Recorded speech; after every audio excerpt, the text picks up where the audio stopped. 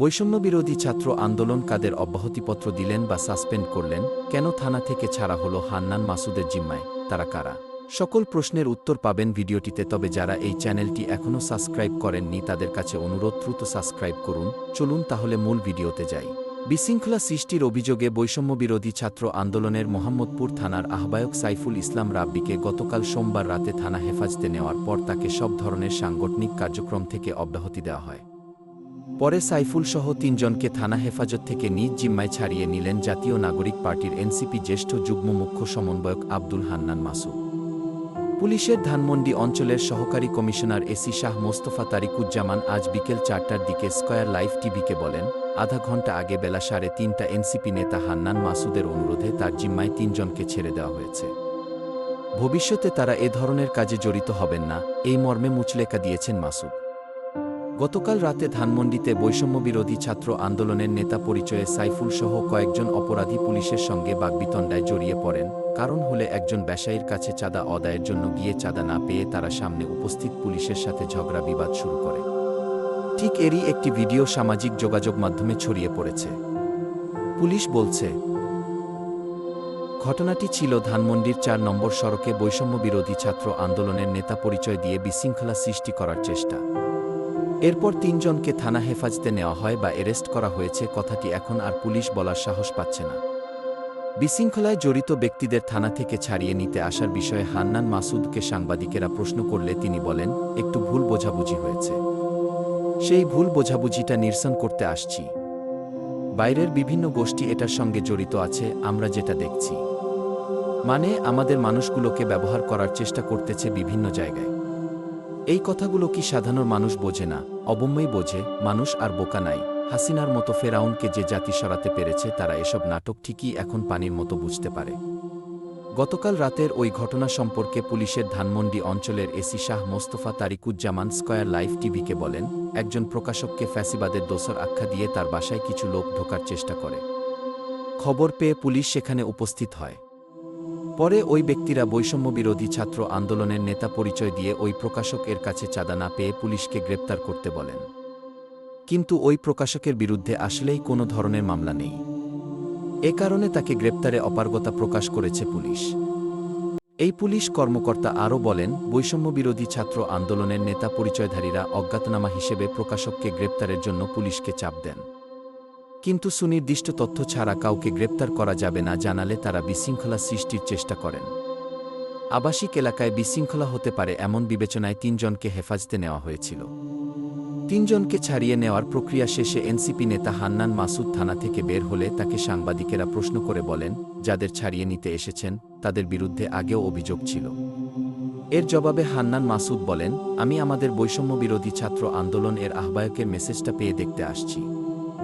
বিষয়টি সাংগঠনিকভাবে তদন্ত করা হবে, আর যাদের কথা বলছেন তাদের বিরুদ্ধে অ্যাকশন নেওয়া হবে।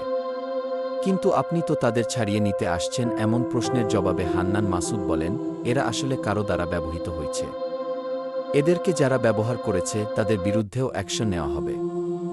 সবই ছিল নাটক, পুরোটাই চাঁদা আদায়ের পরিষ্কার নাটক। এটা এমনও হতে পারে হান্নান মাসুদই পাঠিয়েছে। এর উত্তর ভিডিওটির শেষের দিকে জানতে পারবেন। ভিডিওটি শেষ পর্যন্ত কষ্ট করে দেখুন। জুলাই গণ অভ্যুত্থানের হতাহতের ঘটনায় ইচ্ছেমতো আসামি করে মামলা করার অনেক ঘটনা ঘটেছে। অনেক ক্ষেত্রেই দেখা গেছে আসামি করা হয়েছে চাঁদাবাজির উদ্দেশ্যে। আবার ব্যবসায়িক দ্বন্দ্ব, বিদ্বেষ ও স্থানীয় বিরোধও ভূমিকা রেখেছে। এমন পরিস্থিতিতে স্বরাষ্ট্র মন্ত্রণালয় ও পুলিশের পক্ষ থেকে একাধিকবার বলা হয়, মামলা হলেই গ্রেপ্তার করা যাবে না। বিনা কারণে অ্যারেস্ট বলে আপনাকে হয়রানি করার পক্ষে এখন আর এই সরকার নাই। ২০২৪ সালের ৩ সেপ্টেম্বর স্বরাষ্ট্র মন্ত্রণালয় এক বিজ্ঞপ্তিতে বলেছিল, অতি উৎসাহী ও স্বার্থান্বেষী মহল ঢালাওভাবে মামলা গ্রহণে পুলিশের ওপর চাপ দেওয়ার পাশাপাশি বিভিন্ন ঘটনার মাধ্যমে অস্থিতিশীলতা তৈরির চেষ্টা করছে। আসল ঘটনার ভিডিওটিতে দেখা যায়, ধানমন্ডি থানার ভারপ্রাপ্ত কর্মকর্তার ওসিকে উদ্দেশ্য করে এক তরুণ বলেন, আপনি কেন এইখানে কথা বলতেছেন এইভাবে? আপনি একজন ওসি, আপনি তাকে গ্রেপ্তার করলেন না কেন? আমি বলছি, আমি বৈষম্যবিরোধী ছাত্র নেতা হিসাবে আপনাকে বলছি আপনি তাকে গ্রেফতার করুন। উনি আওয়ামী লীগের দোসর ছিল, গ্রেপ্তার করেন। তখন ওসি বলেন, ওনার নামে কোনো মামলাই নেই। তরুণ বলেন, মামলা নাই তো কি হয়েছে? মামলা এখন আমি করব, আপনি গ্রেপ্তার করেন। ওসি জবাব দেন, আমার সিনিয়র জ্যেষ্ঠ পুলিশ কর্মকর্তা বলছেন, মামলা না থাকলে গ্রেপ্তার করা যাবে না। ওসি তখন তরুণদের উদ্দেশ্যে সিন ক্রিয়েট অপ্রীতিকর পরিস্থিতি তৈরি না করার অনুরোধ করেন। এরপরও তরুণেরা গ্রেপ্তার করার জন্য চাপ দিচ্ছিলেন। তারা ওসিকে বারবার বলছিলেন, তাহলে আপনি ওসি, আপনিই কি টাকা খেয়েছেন? আপনার কাছে যে ব্যাগ আছে সেটাতেই তাহলে টাকা আছে, আমরা আপনার ব্যাগ চেক করতে চাই। এরপর সাইফুল ইসলাম সহ ৩ জনকে থানা হেফাজতে নেয় পুলিশ। আজ বৈষম্যবিরোধী ছাত্র আন্দোলন ফেসবুকে দেওয়া এক বিজ্ঞপ্তিতে বলেছে, নৈতিক স্খলনের কারণে সাইফুল ইসলামকে সাংগঠনিক কার্যক্রম থেকে অব্যাহতি বা বিদায় দেওয়া হয়েছে।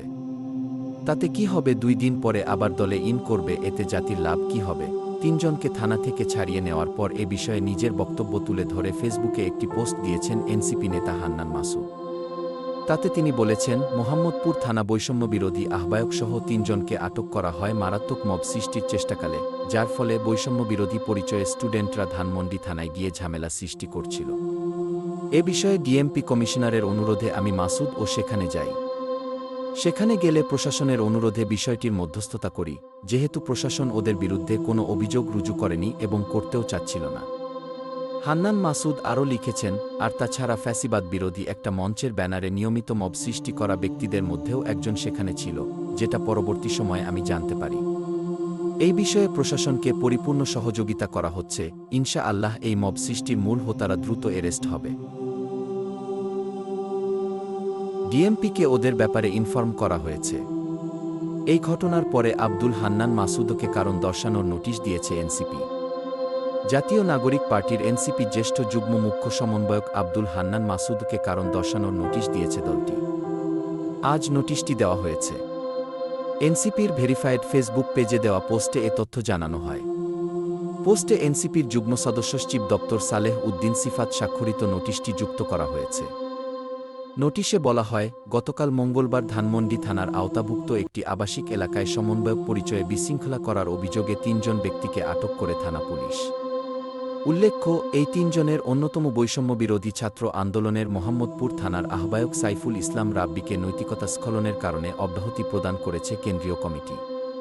তা সত্ত্বেও আব্দুল হান্নান মাসুদ সংশ্লিষ্ট থানায় উপস্থিত হয়ে আটক ৩ জনের মুচলেকা প্রদান করে থানা থেকে ছাড়িয়েছেন। এ ঘটনার পরিপ্রেক্ষিতে আব্দুল হান্নান মাসুদকে ব্যাখ্যা এবং তার বিরুদ্ধে কেন সাংগঠনিক ব্যবস্থা গ্রহণ করা হবে না, তার লিখিত বিবরণ ৩ দিনের মধ্যে এনসিপির শৃঙ্খলা কমিটির প্রধানের কাছে উপস্থাপন করার জন্য নির্দেশনা দেওয়া হলো বলে নোটিশে উল্লেখ করা হয়।